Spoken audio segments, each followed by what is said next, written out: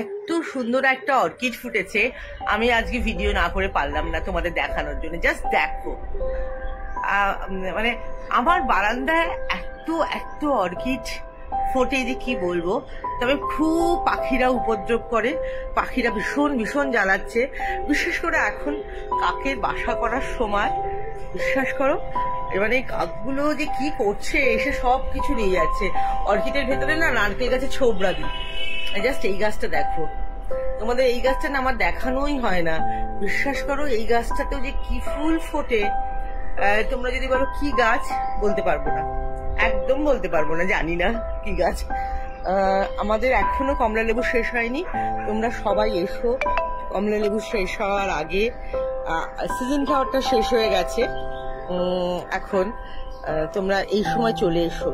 বারান্দায় বসে কফির সাথে আড্ডা জমিয়ে জমিয়ে দেবো আমরা।